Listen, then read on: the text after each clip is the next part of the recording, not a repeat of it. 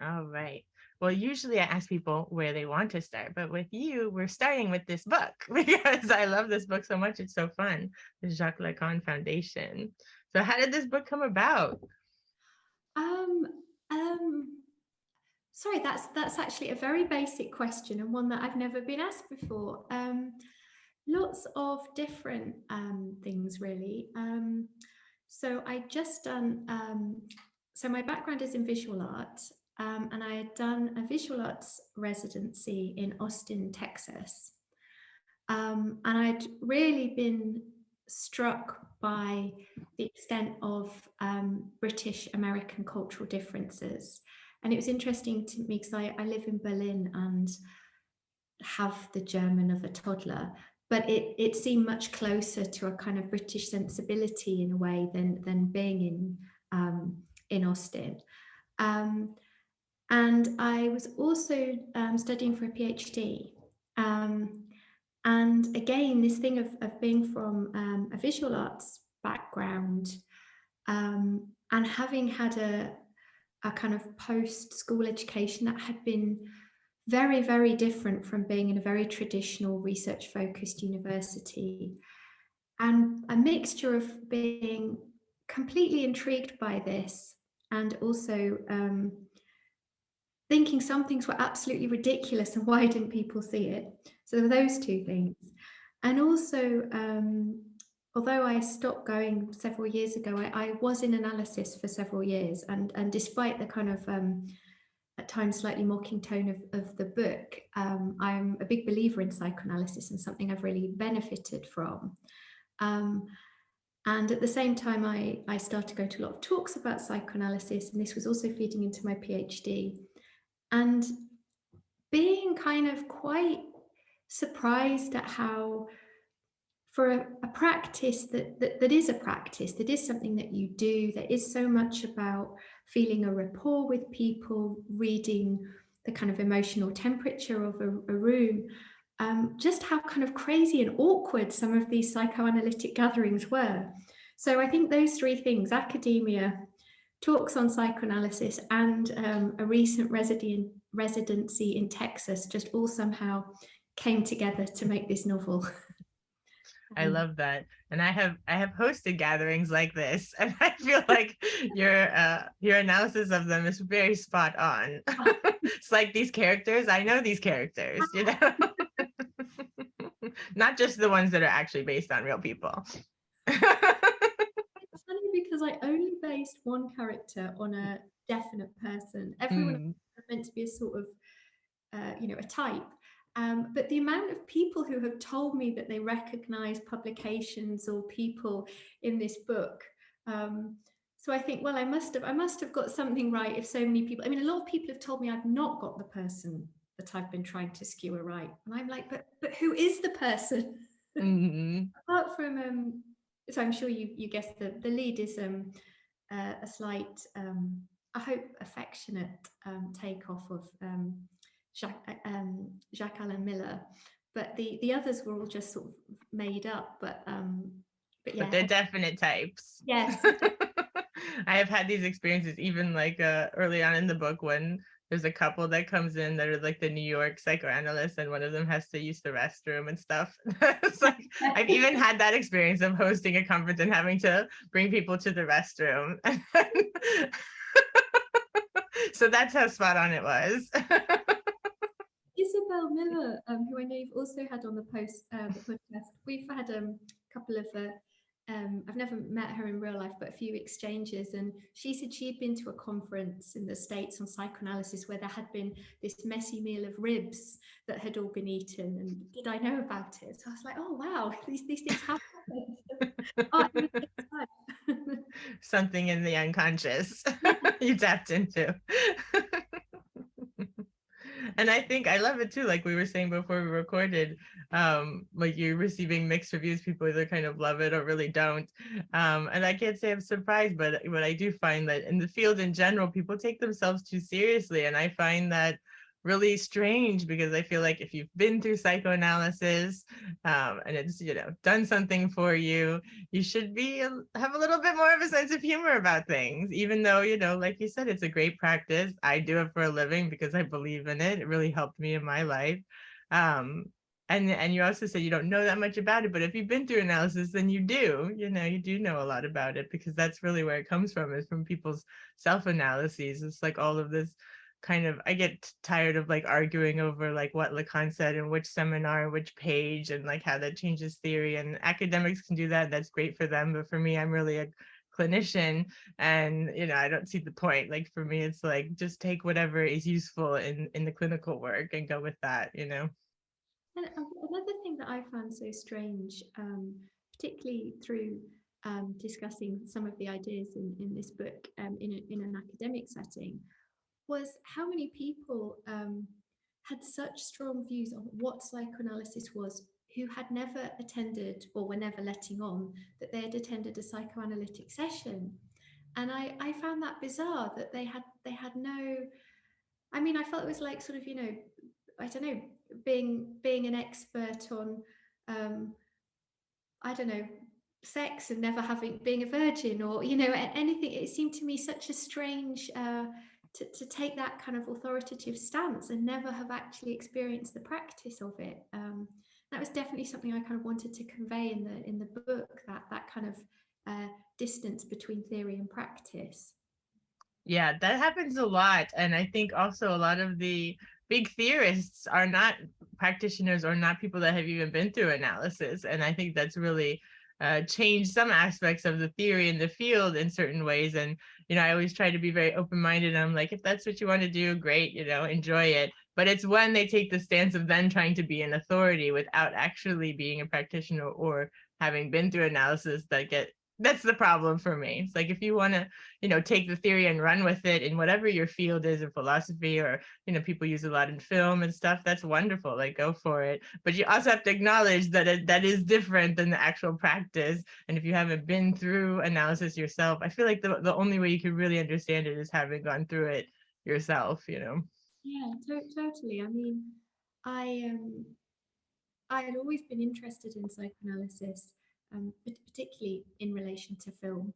Um, and of course, my understanding changed completely once I started seeing an analyst.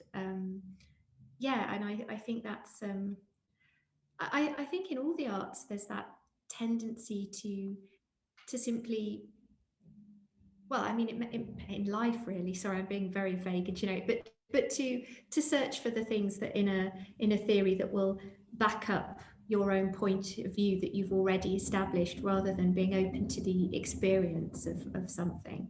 Um, sorry, that sounds very kind of vague and hippie-ish, but But it's true. yeah.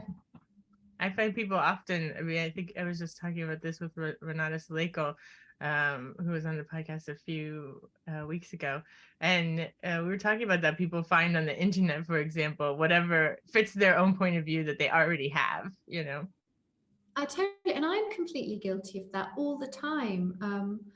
Yeah, I'm constantly, if I fall out with somebody over a point of view about a book or a painting or something. Well, sorry, fallout's too strong a word. Disagree with somebody, I can spend hours trawling through the internet until I find somebody that proves, in inverted commas, my point of view. So I'm totally susceptible to myself. I'm not trying to take a kind of like moral high ground on it, more to kind of explore the way we constantly sort of rearrange the world to suit our own stories, and which is a very kind of Lacanian view in many respects, although I don't know, I wasn't particularly trying to illustrate Lacan's theories in my novel, although I think there are elements of that come out. Yeah, absolutely. And how did you find your way towards psychoanalysis in the first place? Well, I had a friend who actually is now my partner, who was at that point, well, which would now probably be called a film programmer, in the kind of the nuance of changing terms in the art world. And he was very interested in psychoanalysis and used to attend a literature and psychoanalysis reading group. And I used to go to some of these too and be sort of fascinated by what people were discussing, but also the characters in this reading group. And then I remember somebody saying to me, you know, you're always referencing psychoanalysis, but you've never been. And it was a point in my life when I was feeling quite anxious and directionless. And I sort of thought, yeah, it is a bit much to doing what I'm accusing these academics of, you know, wanting to be the expert without actually, you know, confronting what the process and the experience of psychoanalysis. And two, you know, if I am going to try it, it's probably a good time to try it if I'm sort of at a bit of a crossroads and struggling. So I started going, and I originally thought, well, as you know as well, psychoanalysis is in most countries, it's not something you can get through your health service or health insurance. So I was like, well, I'm going to pay for 6 months, give it a go, and then 4 years later, and to be honest, if money was no object, I think I would do it indefinitely. I think it's such a helpful process, and I've always found it. I wish I'd started doing it at 18. I think I'd I think it's something that I'm but again, it's that distinction between psychoanalysis and kind of academic psychoanalytic culture. I think are two often very different things. Those are two very different things. Absolutely. That's what I'm realizing. I love psychoanalysis as a practice, but I'm not so much into the academic psychoanalytic scene. Mm-hmm. I think just academia for me in general, I find frustrating because I know people love to like argue like points of theory, and that's great if that's what you love to do.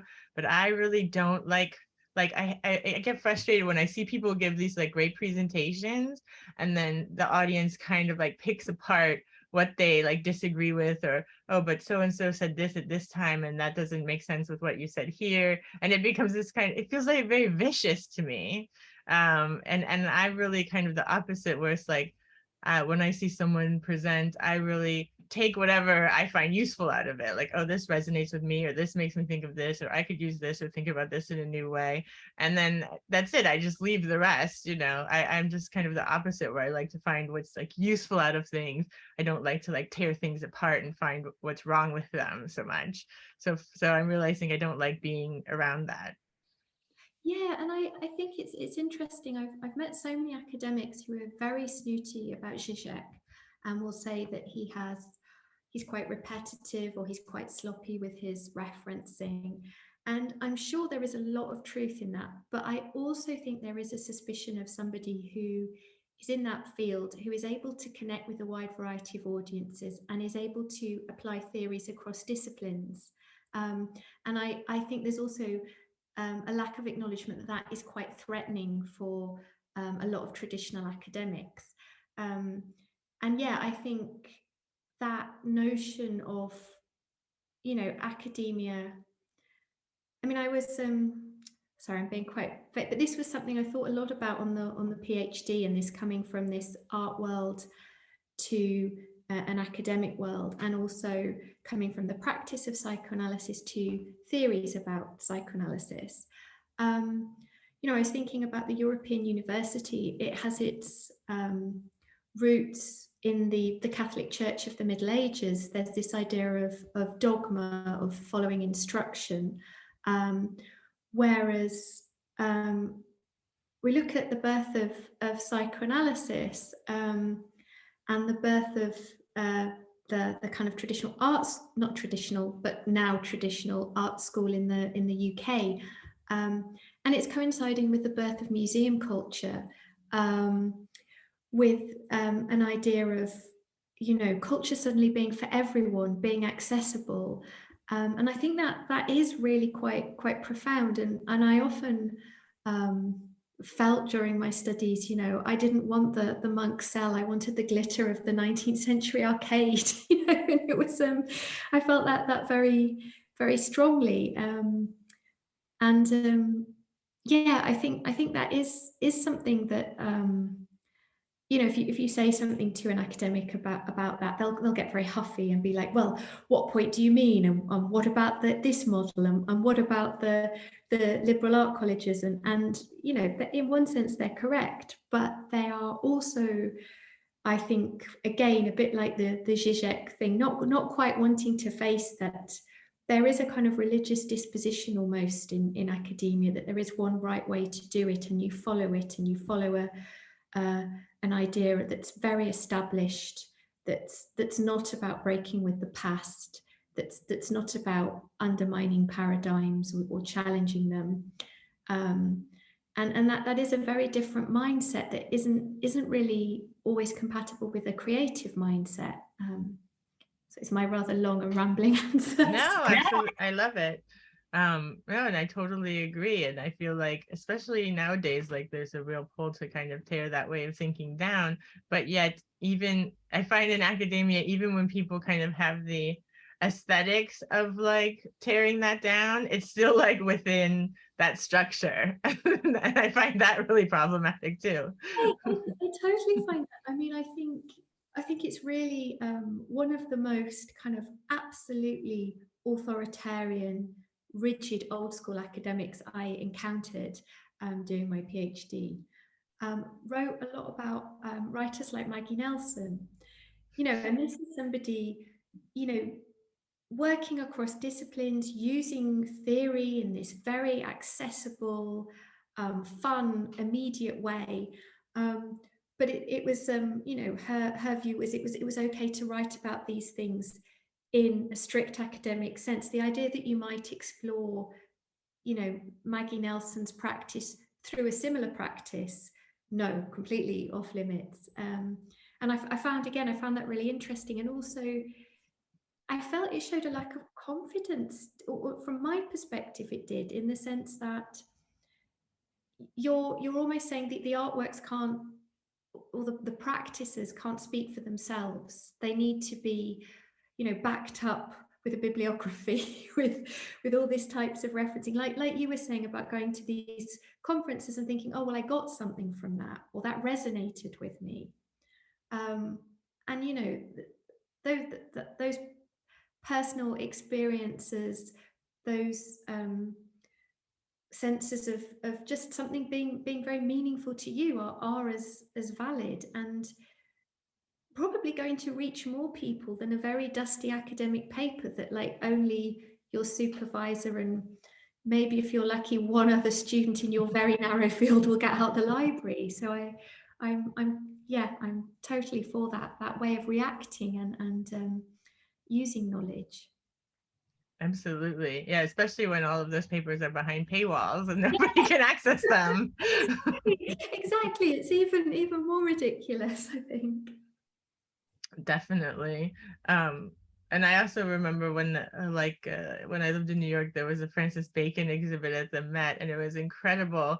I think it had like 55 or 53 of his paintings, these like huge paintings, you know. And I actually was so like struck by them and overwhelmed when I left. I was just like wandering around the city for like an hour before I was like, where am I going? Like, what am I even doing now? It was just like overwhelming.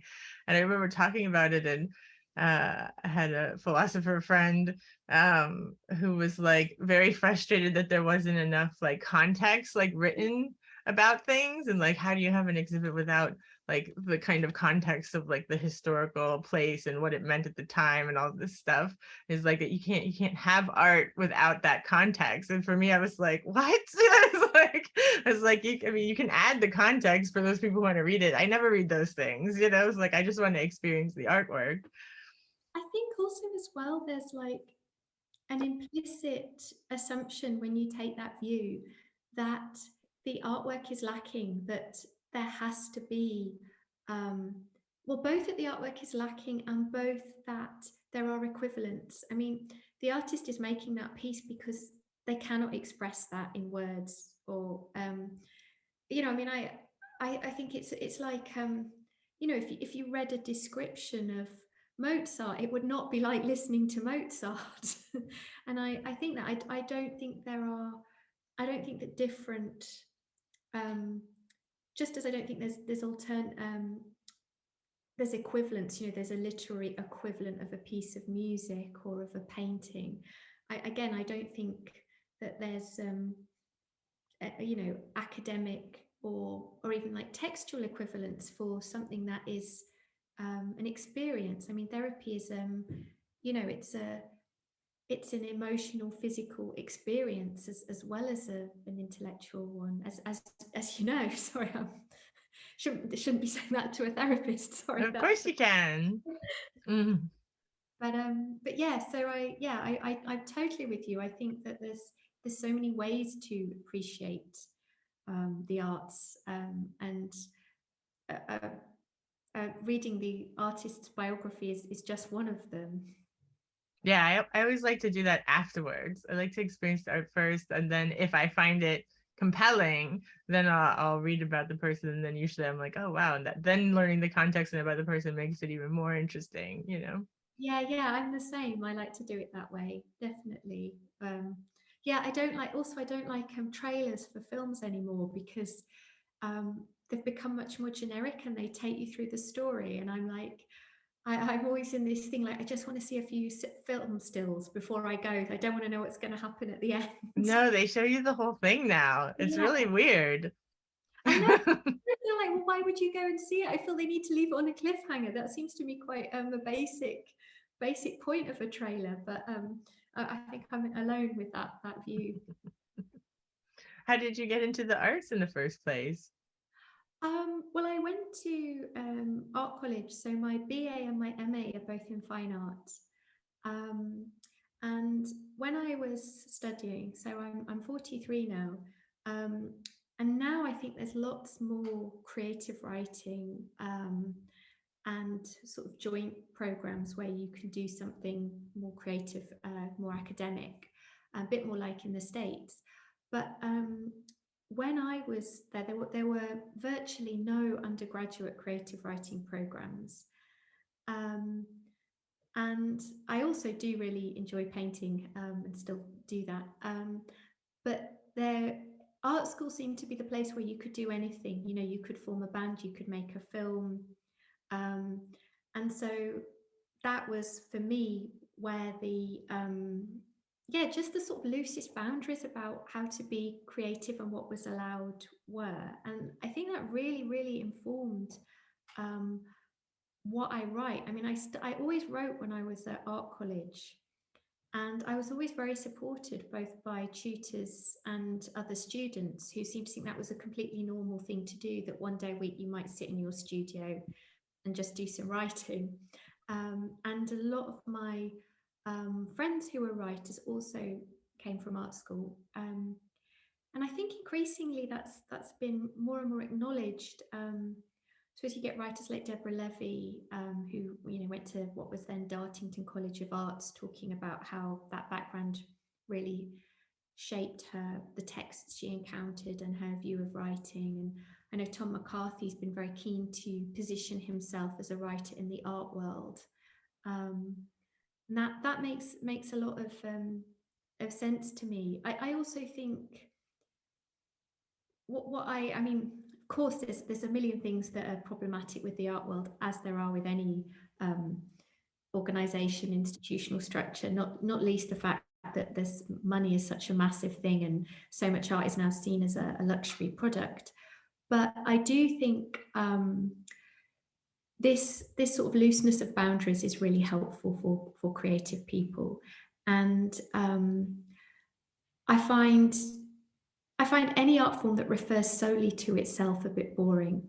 And sometimes I find when I talk to people who've been on creative writing MAs, I find that kind of the way in which the writing becomes quite mannered just does not appeal to me.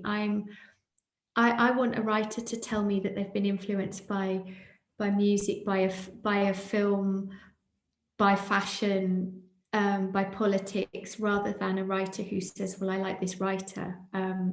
For me, I much prefer that way of working. Although saying that, there's lots of writers who've had very old-fashioned literary educations, who I love. So, I'm not saying there's only one way to produce stuff, but that's definitely what's always suited me.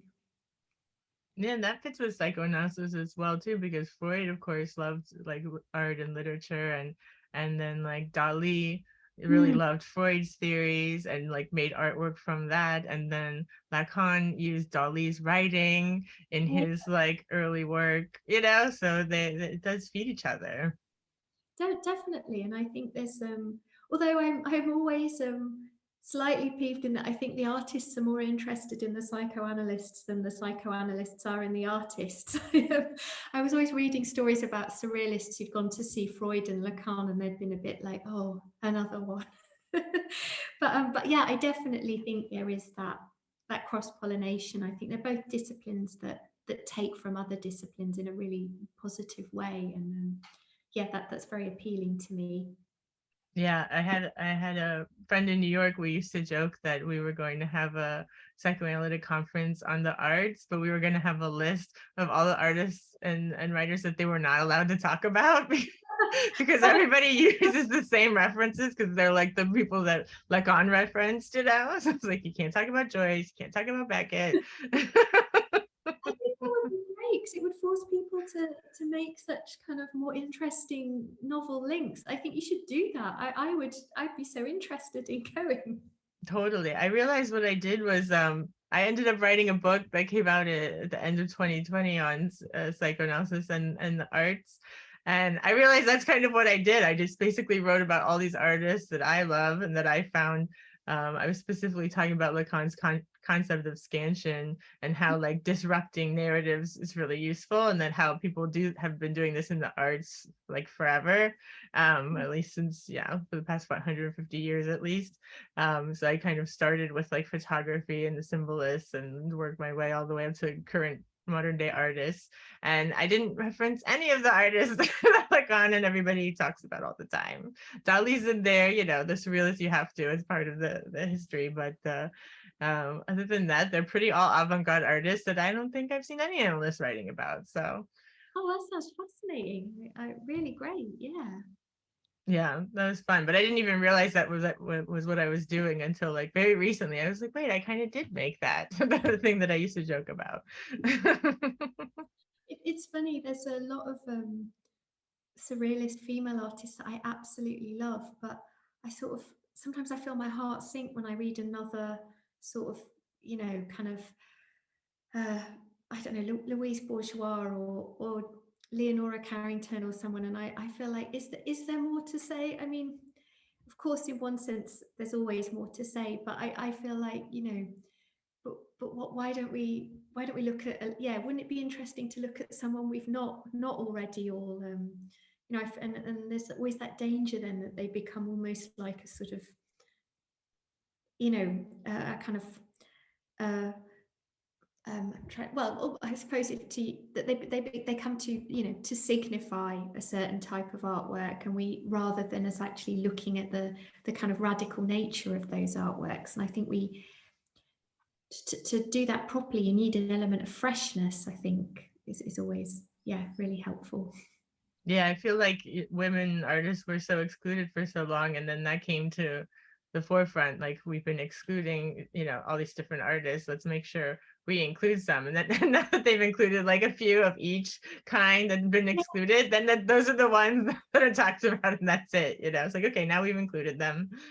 Totally, and it's funny. I feel like that a bit in. I mean, this is maybe a whole other. That's okay. But it did a novel in that. I was writing in the wake of Me Too, and I was very aware that a lot of the books that get a lot of attention and publicity now generally are by female authors, and it's really changed. I grew up in a period where it's much more kind of, for a better word, laddie. Like Bret Easton Ellis was the sort of cool novelist, and a lot of these very sort of macho epic novels, and a lot of emphasis on kind of the system novel as well, or the state of the nation novel. And I think it's really good that people are recognizing that there's room to talk about novels that talk about inner lives and women's inner lives. But I also felt that I'd suddenly reached saturation point with this, and particularly it almost felt from conversations I was having that it was a betrayal of the sisterhood to write a story where a woman was not a kind of a victim in some way. And I found that quite problematic because I felt it was a sort of, to only see one's sexuality in terms of victimhood. I felt it meant that, you know, a lack of agency, and also a kind of uh, a saying almost that, women don't have politically incorrect desires, and sexual desire is often politically incorrect, or and I thought, well, it was lockdown, and gone through me too, and I was like, I just want to create this like completely sort of hedonistic, red-blooded, amoral woman who's just sort of like, charging through everything, being quite like almost like from a very of the moment, but also almost like a heroine from another time, a sort of like Becky Sharp, Aravist kind of character. And yeah, I felt in a way that was kind of a reaction to this sort of dominant view of what was feminist in the arts generally, and being grateful for it, but also finding it slightly problematic. I love the inner life of your character, and I found her very relatable. So I don't know what that says about me if she's amoral, but she's I love that she's like going through all the things that women have to deal with, like dealing with her period, and hooking up with this guy, and also like running and trying to fix her hair and like look presentable for these events. It's like I think a lot of us have been there. It was interesting in the Lacan being divisive. I think the class politics have also been split people a bit. The most positive experience I've had is from uh, women working in arts and academia who are supporting themselves, who are like, this is totally what it's like. And the most kind of I don't know if negative is even the right word, but suspicious responses have been from the kind of women that they're emulating. From Connecticut. Yes, a very privately educated, very well connected women who've maybe I don't know, maybe I'm making assumptions, but I have sense perhaps have got somewhere because of having a certain amount of connections and cultural cachet. And I don't disapprove of that in itself. I mean, I think it's so hard to work in these fields. Like, if you're not going to use connections if you've got that, not use them if you've got them. That's this. But I felt there was definitely a slight discomfort from some people, whereas there was a more joyous, like, oh yeah, it is like that, and you do have to do the photocopying for this incompetent person for a long time before you get a foot in the ladder, and that kind of the reality of how many of these so-called glamorous jobs involve a lot of administration. Absolutely. No, I think you dealt with the class issues really well as well. And like, I'm someone I worked full-time waitressing while I was in graduate school, which I don't think anyone else in my class did. So it was a lot of work, but I think I like even her like putting the biscuits, putting the cookies and the muffins in her purse. It's like I totally used to be like, oh, are these like left over from the event? Like, let me take them home because that's breakfast for a few days. The idea for that came because the psychoanalytic reading group that me and my partner used to go to, it used to be in Senate House, and they'd often have conferences in other rooms, and we'd sometimes get there early because we were students ourselves at that time. We'd try and get there early if there was a conference and time it so we could have some of the sandwiches and the biscuits from the conferences and get a free dinner before going in. So that was very much linked in my mind. Psychoanalytic reading group and free sandwiches. I think that seeped into my Texan world that I created. I love it. Yeah, and what did you think of Austin? I was like, this person has definitely spent time in Austin with all the keep Austin weird buttons and things. I mean, it was funny as well because I don't really know many other people from Austin other than the people I met there. And yes, I was doing this art residency, and like the protagonist, I don't drive. So I only met other artists in East Austin, and I would sort of walk into the center and stuff. And then it was as well that thing about not having a car. So in one sense, it seemed quite affluent, but when you were walking, I'd often see homeless people or people, if it was early, you know, going to cleaning jobs and stuff. So I had a sense of Austin not being particularly wealthy and being incredibly hipstery and everyone doing creative things, and which I loved. I mean, everyone was so friendly and very in a British way. I was like, why is everyone being so nice? You know, why do people want to have a chat with you in the supermarket? But it was, you know, it was lovely. I really, I definitely like to go back there with either having learned to drive or with someone who could drive. Yeah, I loved it. But then it was interesting. Somebody made a comment about not liking Austin to me, and they said, yeah. I mean, it was just like too many tech bros and you know lots of money, and I sort of felt like, oh, I never saw that Austin. So yeah, that was quite a strange comment for me. I suddenly, you know, this sort of like, oh, there's other Austins that someone else has seen. But yeah, my experience was very positive, and I definitely like to go back. And what? So are you from Austin or you? No, I'm from Miami, but I've been Oh, there.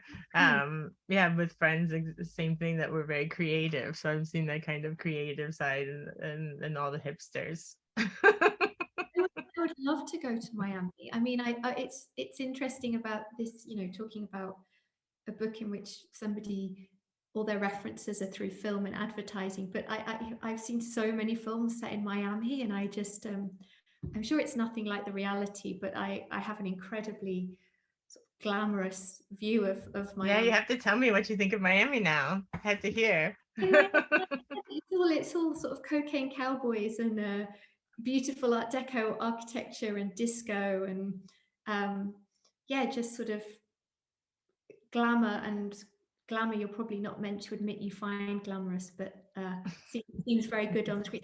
Is Scarface set in Miami? Absolutely. That's kind of my view of Miami and disco.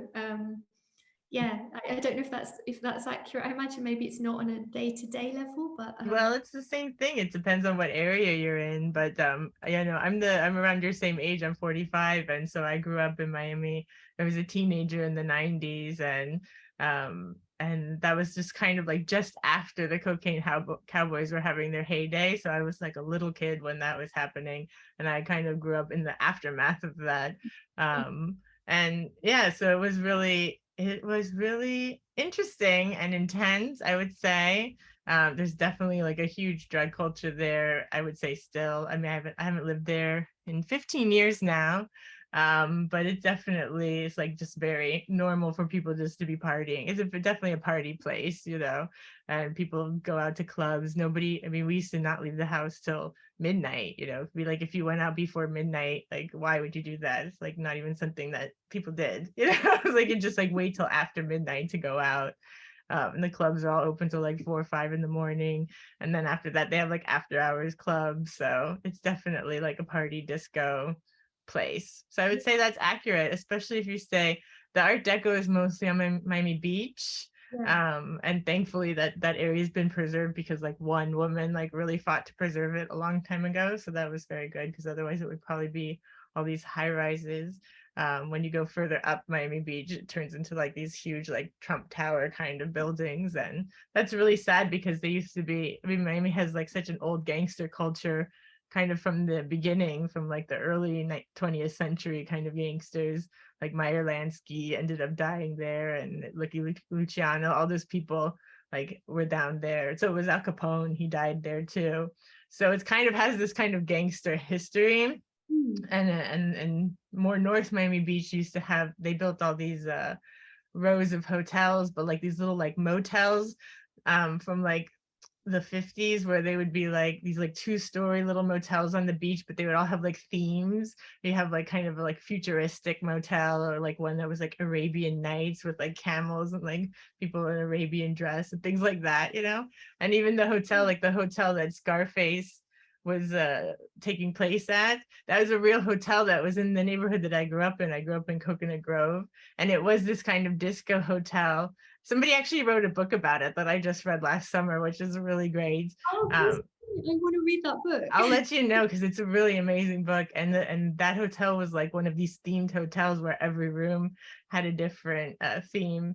And yeah, and it ended up getting destroyed in this hurricane. There was this hurricane in 1992, Hurricane Andrew, that destroyed it. But it had already kind of gone out of business when all those guys kind of got arrested, and that all went down. But yeah, it's really great. It's called Hotel Scarface, and that's how I learned. I didn't realize that, because when we were in high school, we used to kind of hang out there when it was abandoned, like teenagers do.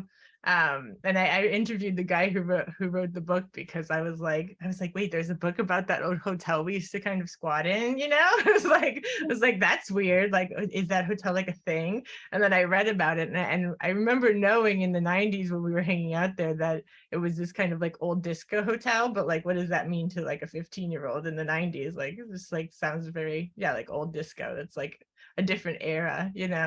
But then when I read the book, it kind of made everything in my life kind of make sense. I was like, oh, that was what was happening. And that was it. Put like all these pieces together. It's pretty Yeah, fun. yeah. Oh, that sounds wonderful. It's funny.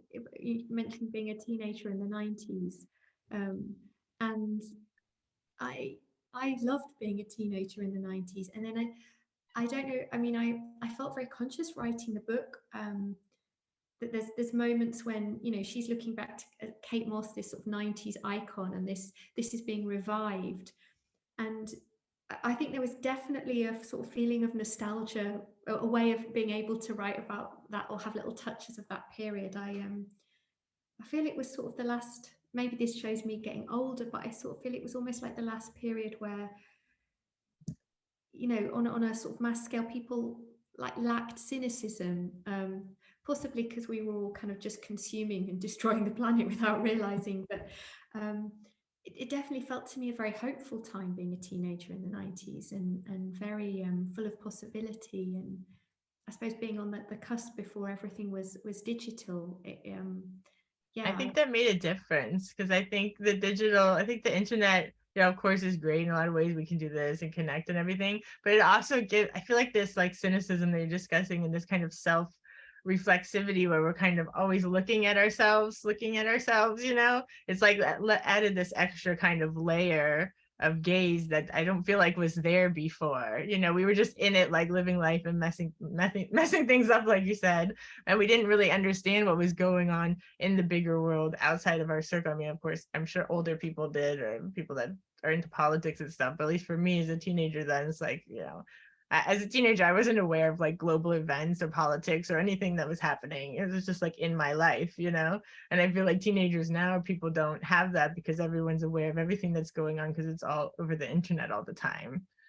yeah, totally. And I feel like, again, I mean, perhaps it was a false confidence, but I think it gave me and my friends a lot of confidence to to just we oh, I'm going to go to the city and reinvent myself as a famous artist or writer or singer or something. And that felt possible in a way that, even though they're kind of, those things are in a way more accessible through the internet, they don't feel it. It feels more sort of anxiety inducing, or it does to me. And I definitely felt as well in the book, I didn't want it to be an internet novel, but I also felt this sort of world of images that Nikki inhabits couldn't have existed in the same way pre-internet.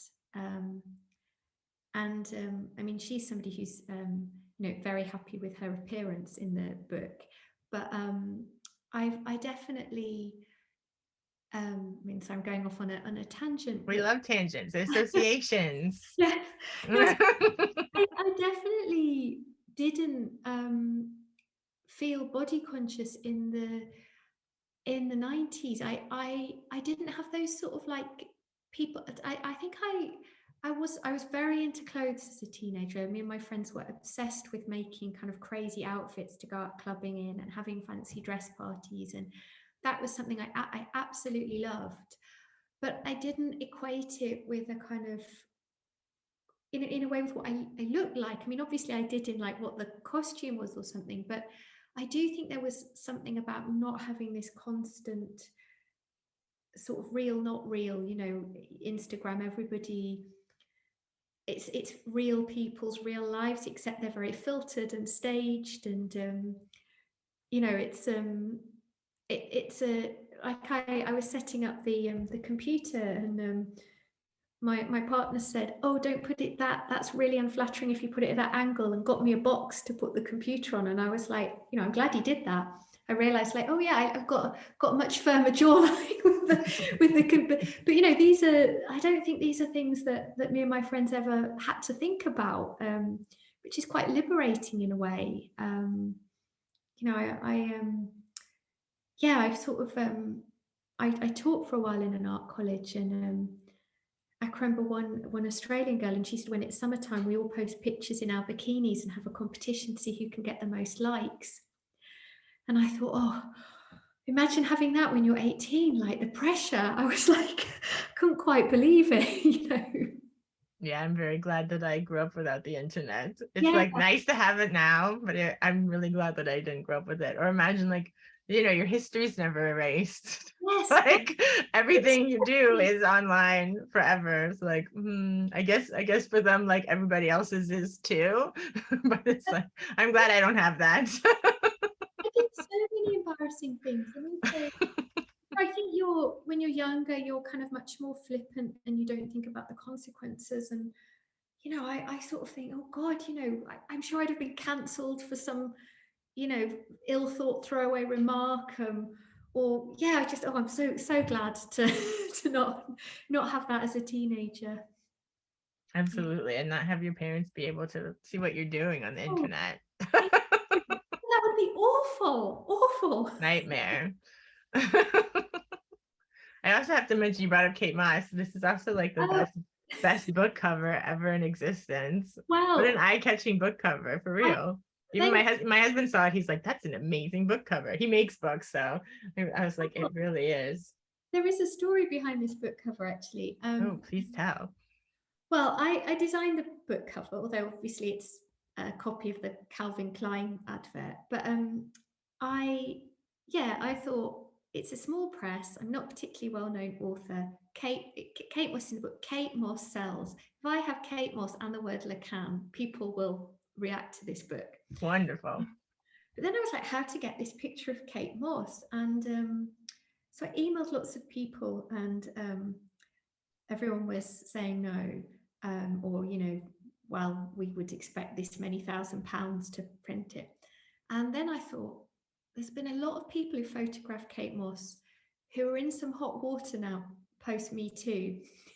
So I focused on these photographers, like, can I use this? And then this guy's studio got back and they said, yeah, you can use it. You can have the image for free, because I sent a screen grab. But obviously you'll pay for retouching.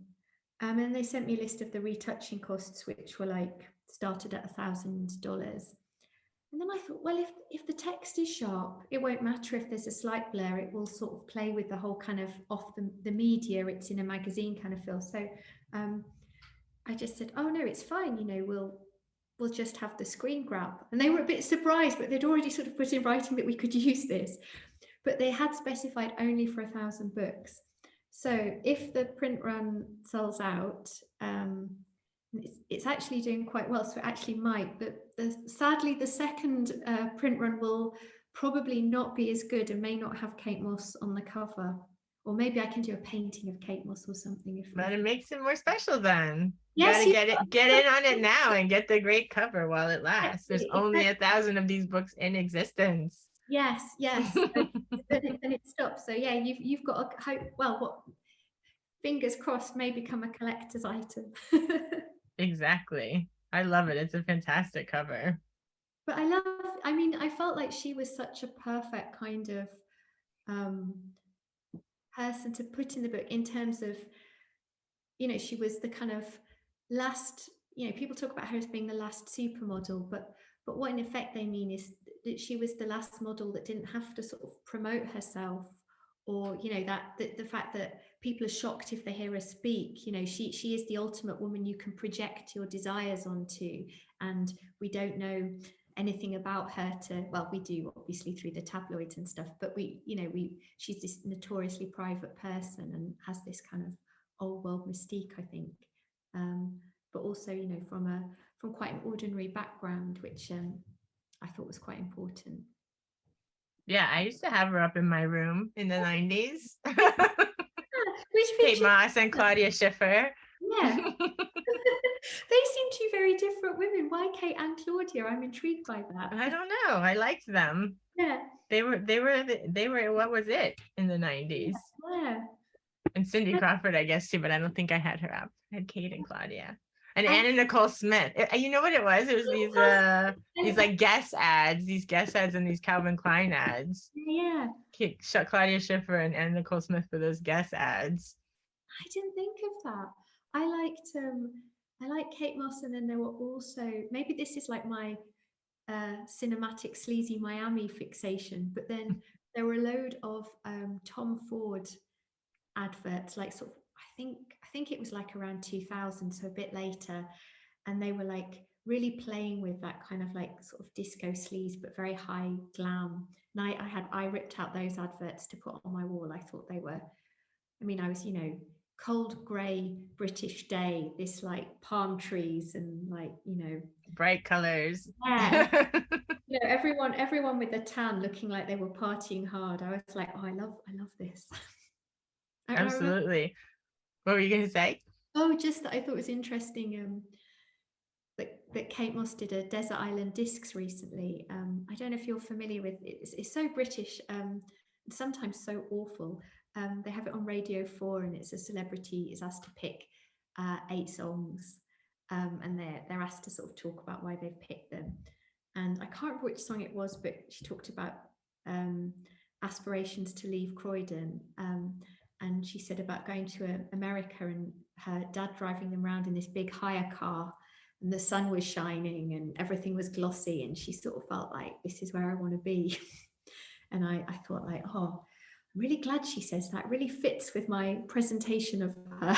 So I was, but yeah, I think that sort of, you must have maybe had the opposite as an American moving to Europe, but I definitely had that kind of obsession with America growing up, and American culture, and particularly American counterculture, I think, and that I felt so informed by it felt to me so informed by the landscape, and this sense of things being vast and bigger and being able to almost become lost in it, that I didn't feel you can have in Europe, although there's lots of lovely things. But I wondered what made you want to do the opposite and come to Europe? Oh, I got married. I really wanted to get out of Florida. So I basically just worked as hard as I could, went to graduate school so I could get out of Florida, because even though it is fun to be in those kinds of things, I think for vacation better. Yeah. But living there, it's a little bit dangerous. Yeah. Things happen. I've been held up at gunpoint, knife point, all sorts of things have happened. So yeah, so it's actually like much more fun to look at or to just visit for a weekend or a week or two.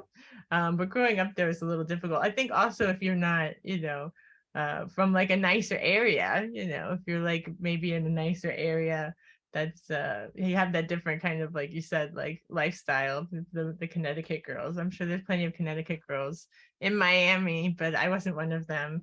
But I did go to private school. My parents sent me to Episcopalian school when I was little, but it was basically because like the public school, like if I had gone into the school that was like I would be fed into because of my neighborhood, it was like not a safe school basically, and even my high school there was like riots and things like that.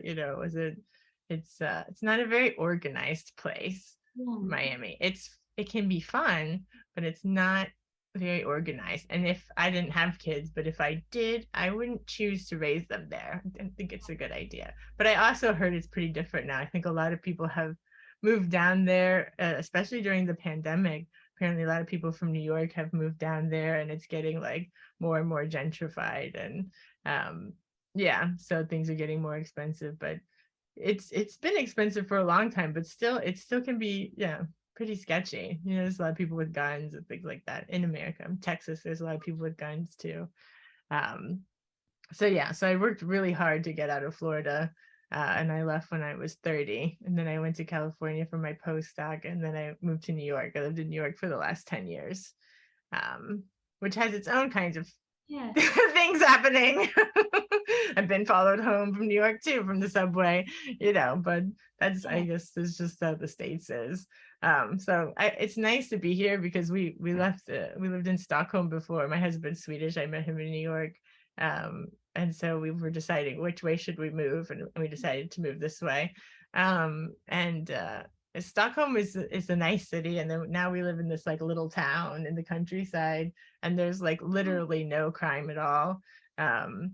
Yeah, like at all. So I love that. Like he's a writer, and they asked him at the local newspaper to help like temp over the summer while people are on vacation, and the newspaper like can't come up with things to write about. You know, it's like there's like nothing happening and like no crime. It's like once a week, like on Saturday outside the little like restaurant that has a little pub area, then like someone will get in a bar fight, and that's like literally the only thing that happens all week. So it's kind of nice.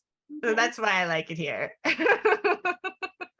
was living in London before, which I lived for a long time before I moved to Berlin, and yeah, I mean there are issues. You know, it's a capital city, and there's quite a lot of issues with heroin, but it's also very safe.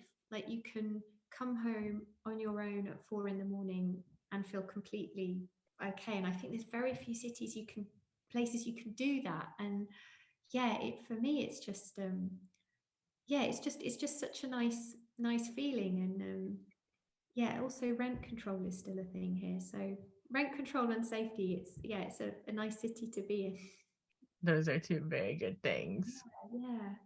But yeah, I've actually never been to Scandinavia, but I've heard wonderful things about Sweden and how beautiful it is. And It's really nice. It's really organized.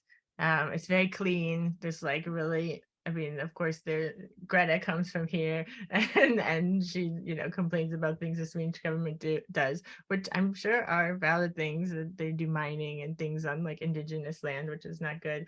But overall, I think compared to a lot of other places, they're doing pretty well with those kinds of things. And yeah, like you can just jump in any lake and it's clean, you know. Like if you see a lake and you want to pull over and go swimming, you can do that, and you don't have to worry if it's polluted or anything. Everything is clean. So that's, to me, is mind-blowing. Like when I grew up in Miami, it was, then you could do that, but you can't do that now. And now with the water's getting warmer, there's always like these weird bacterias and stuff in the oceans. It's not even that safe to go swimming a lot of the time. Like my mom said, they're having that again now. So you have to be really careful of like making sure it's safe to go in the water, you know, and that's sad. yeah, very. Yeah. So it's really, Florida is a beautiful place that's very highly mismanaged. It Hmm. does not have a good government, and it never has a good government. So Well, I'm British. We've just got Liz Truss as our Prime Minister, so I don't know. I can take no no high ground in bad government. yeah, I think a lot of governments are competing for, who can be the worst government. There's a lot of runners up. But definitely fun place to visit. I don't want to discourage you from visiting Miami. It's fun to visit. I like going back there to visit because then I can just go to all the fun spots, you know, and Yeah, eat the good food, and yeah, see all the fashionable people, and yeah, go to all my favorite places. And I don't have to sit in traffic. And I don't have to commute to work an hour and a half, you know, so it's good. individual book. It sounds fabulous. Yeah, I'll send you the links. And New York, I feel the same way about. Like I always dreamt of going to New York, and it was amazing to live in New York. But then after you're there like 5 years, you realize like you have to work so much to be able to pay your rent and your rent for your office. You don't get to do all the things that you get to do when you want to be in New York. It's like, oh, I would love to go to a museum on a Saturday when I have off, but I live in Queens, and then it's going to be 2 hours on the train commute, and I'm just not going to do that. You just stay home. So better just to visit. I felt like that in London, definitely. I felt that like I was just working all the time and not doing anything.